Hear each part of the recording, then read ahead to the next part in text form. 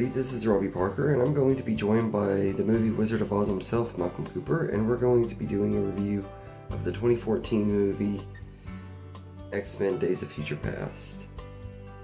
So, the Ultimate X-Men Ensemble fights a war for the survival of the species across 2 time periods as they join forces with their younger selves in an epic battle that must change the past to save our future.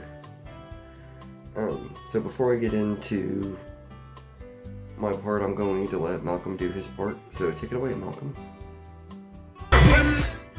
Hi guys, it's me, Malcom, the movie Wizard of Oz himself, and I would like to discuss another X-Men movie that was set around Memorial Day, and it's been my favorite ever since. X-Men: The Days of Futures Past. Oh my god. This movie was by far the most awesome, beyond awesome X-Men movies ever. I kind of like it how it's both a sequel to both the one in the 2000s and the 2011 one. Oh my god. I really did love all the mutants in this one. I mean, Bishop, Blink, Warpath, Sunswap. Oh, they were great. So, well, I really do like how it brought back all the old mutants we all know and love. Storm, Professor X, Magneto, Iceman. Oh, it was such a reunion. And it feels so good. Oh, I just love it. This movie gave me such a boygasm. I mean, a fangasm. I really did love it. I kind of like how Mystique became such a badass of kicking ass throughout the movie. Oh, she pulled it off better than Rebecca Ramine. No offense, Rebecca. I really did like how it was set in the 70s around the Vietnam War. Well, technically around the aftermath. I was so shocked how they added the Sentinels. I mean, ever since we saw one in X-Men: The Last Stand, I knew it was bound to happen. Oh my god. Oh lord. I really do love Evan Peters as Quicksilver. How he used his powers in the kitchen in DC. Oh, it was classic. Though, I really did love the conversation between Charles and Eric when they were young in that plane and they were about to play chess. Oh, I must say they like chess way too much throughout this franchise. I really did like that.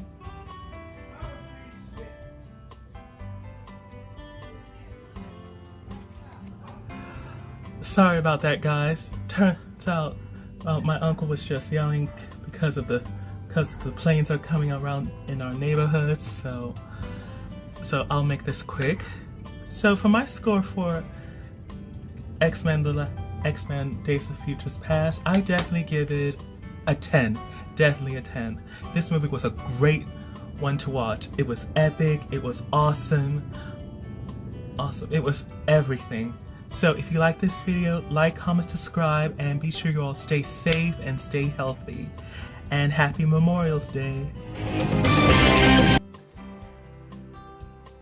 Thank you, Malcom. It was great to have you on here as always. I always enjoy collaborating with you and everything, so thank you for joining me. So I really like this movie a lot. I think it's a really great entry in the X-Men franchise, and it's been one of my favorites ever since I saw the road cut and everything. Like, the original theatrical version I thought was just okay. I liked it. and everything. I thought it was a good story and stuff, but I feel like the Rogue Cut really enhances it and makes it one of my favorite X-Men movies. I love how it brings in the old and the new cast and everything. That was one thing that I've always really liked about it. I thought it was really cool that they were able to find a way to make it make sense and everything by sending Wolverine back in time and everything to convince younger Charles and Eric to work together and stuff. I thought that was a really good premise and stuff. And everyone in this movie is once again excellent. Hugh Jackman is, as always, is great as Wolverine, and then you got both versions of Charles and Eric in here, and they're both really, really great. Patrick Stewart and James McAvoy as Charles Xavier are both excellent. They both give great performances, although I do feel like in ways McAvoy actually did outshine Patrick Stewart in this movie and everything in a lot of ways. And Michael Fassbender and Ian McKellen are both just equally excellent as Magneto. I just love both of them as a character and everything, and I feel like they're equally good and everything. And the only reason I say that James McAvoy was a little bit better is just because his version of the character is more broken down, and he has to put on a lot more acting on display than Patrick Stewart's did and everything. But they did a great job with that. And the story is engaging and everything from start to finish. Like, you feel that the mutants are in danger throughout the movie, and the way it opens and stuff, you can tell that they are not in a safe place, and you really want to see things get better for the mutants and everything. So I love how well that was written.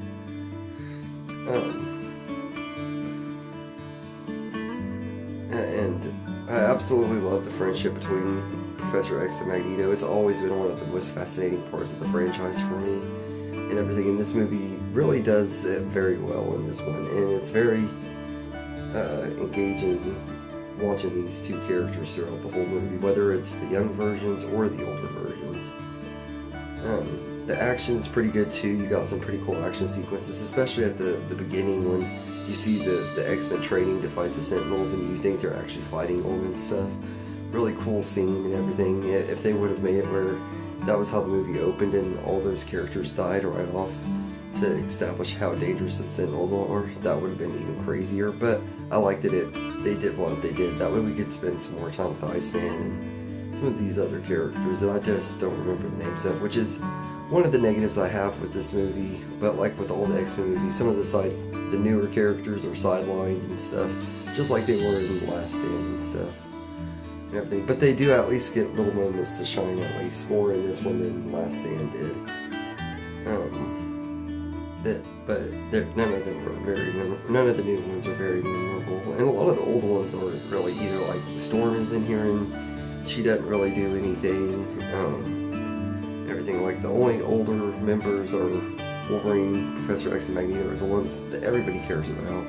And then of course Kitty Pryde and Rogue and Iceman all have a little bit bigger roles in here than, like, say, Storm and these other new characters. But I do like that the cast were all great in here. Jennifer Lawrence, once again, I think is pretty good in this one. I think this is probably her best performance as Rogue and everything. You could tell she was kind of already starting to tap out of the character when she played her in this movie and everything, but she was definitely better in this one than she is in the next two. I like the 70s setting too. They did a good job with that, and really bringing the aesthetic and vibes of the 70s into the movie. It looks really, really good at times. John Ottoman's score is excellent too. Not quite as good as the score for X2, personally to me, but it's still really good, and it kind of has an epic feel to it. And I also love how this movie erases X-Men Days of Future Past. X-Men The Last Stand, sorry, this is Days of Future Past I'm talking about. But I like how it erases The Last Stand and X-Men Origins Wolverine from the timeline and everything, so that we could start over and move forward with the younger characters more and stuff. But I like that it erased those two out of the timeline, and the Sentinels are really, really scary villains and stuff. Like, you really feel worried for the characters that you've grown to love in these movies. If you're like me and grown to love them and stuff, you really do feel for their lives in this movie, and they did a good job with that.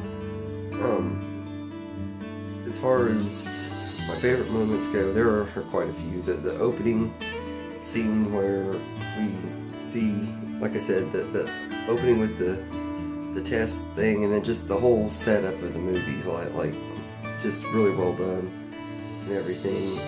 The scene where Charles and Eric have an argument, and they're like on the plane and stuff, and they're arguing and everything, and then Eric apologizes to Charles, and you can tell he's having trouble accepting the apology and everything for everything that he's done and stuff. But it's just really well written stuff and really well acted and everything on both parts of James McAvoy and Michael Fassbender. The scenes of older Charles and Eric regretting the past and everything, but not regretting their friendship and stuff, it's just really well done too. Like, I love the relationship between them, and some of the best dynamic stuff you get between the older versions as well and everything, and I love that. And